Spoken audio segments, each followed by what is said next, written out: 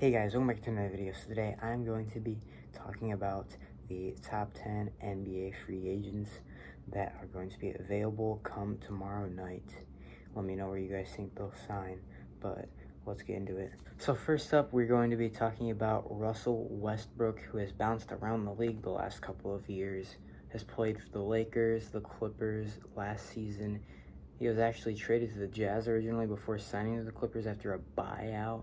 So he's been a part of technically been a part of 3 franchises in the last year, and he's been traded and signing to new teams almost every single year over the last 3 to 4 years. It should be interesting to see where he is or where he goes, because although he's not the prime MVP type of player that he once was, averaging a triple-double, he can still bring a very positive energy to a young team who needs somebody who they can start to gain some. They need energy. They got the players. They just need the energy that gets their fans excited, gets the players excited, gets their team ready to play in some more big games and win some, hopefully. So it could be interesting to see if he takes a vet minimum to go to a contender, or he goes and take some money to go to a team that is looking for a player that can help some of the young players and mentor them to be better in the future. Next up, we have DAngelo Russell, who has also played for the Lakers, and funny, they were both traded to and from for each other in that trade that sent Russell Westbrook to the Jazz, who was later waived and signed with the Clippers, but did land the Lakers. DAngelo Russell, who is a now free agent, who the Lakers say they're looking to re-sign him and somebody else are going to be talking pretty soon about. They're going to be heavily pursuing and trying to re-signing DAngelo Russell. I'd like to see that happen because the Lakers have in the past looked at more superstars.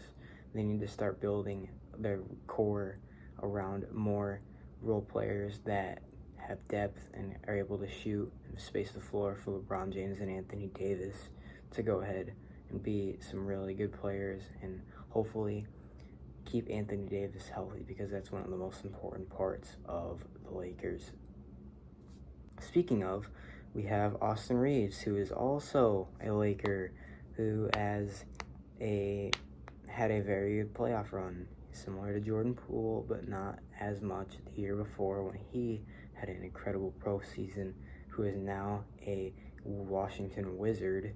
But anyways, Austin Reeves can be a very good player. He plays with a lot of effort,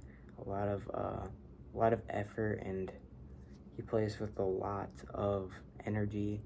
And anytime if he's open, he's gonna make a shot, and he plays and he just tries. He goes out there and gives his best every single night, and that's something that the Lakers could help and use. And if they get him back as well as Russell, they could really contend for the West next season. Next up, we have Brook Lopez, who is now a free agent after coming off of one of the best resurgent years he's had in a while, after not having a very good last 2-3 years. He had a very, very good year last season, being a much more efficient player, averaging some more points, and he was a better shooter from beyond the arc than he has been in the past. We all know he can shoot the 3.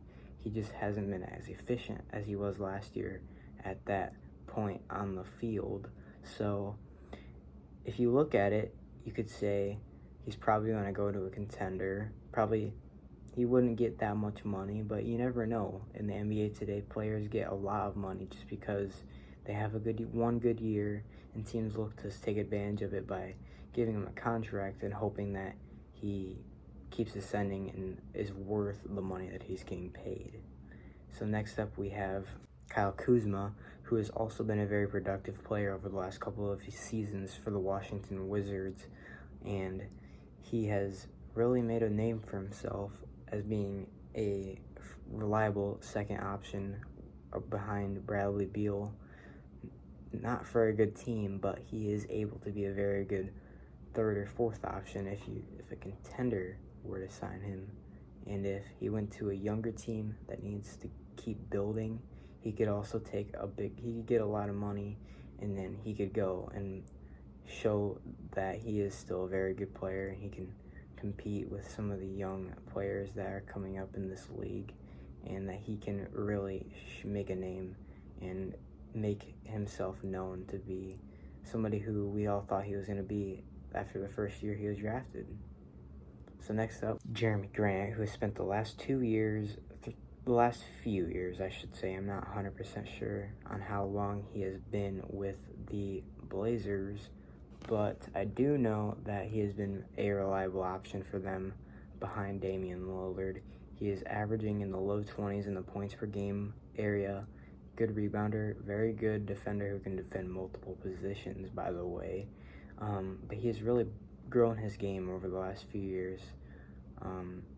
As he's not a superstar. I wouldn't even put him in the star category, but he's very close to being somebody who can really show that he is capable of being a very good player in this league, and I think he is shown he's a very good player in this league. I think he's going to make another step up if he gets landing into the right situation, under the right pieces, under the right coach.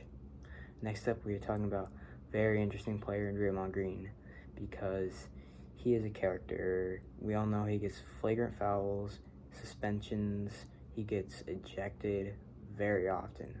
But what he does do is energizes the fan base, energizes the players, and energizes everybody that is around him, and plays with very good effort and shows that he is a very, very good defensive player. He can guard many positions. He'll probably be the player that guards your team's best player. He also has a very underrated skill of playmaking, which he has shown over the last 2 or 3 years, more than he has in the past. And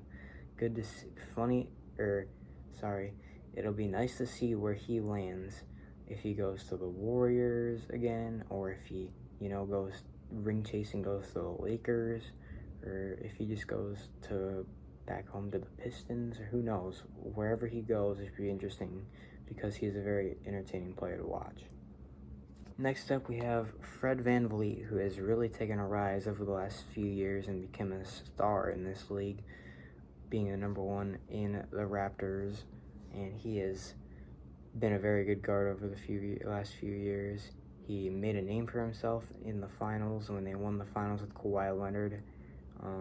He has really ascended even since then, as he's been a very good shooter, very good scorer, which he's developed more as he's been able to do more stuff off the dribble than he has in the past now. And he's still a good playmaker as well. I could see a team that has all the pieces but just doesn't have a point guard. A team like maybe you could see, even though the Knicks have a point guard, I could see them adding Fred VanVleet and putting him at like a 2 and making him a shooting guard. I feel like he'd fit pretty well for that Knicks, as they need some more spots to fill.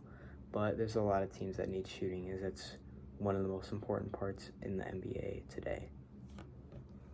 Next up, we're going to be talking about Chris Middleton, who also is a good shooter, who I would say he's right around the same level of a player as Fred VanVleet, but he is just going to be he's just very reliable.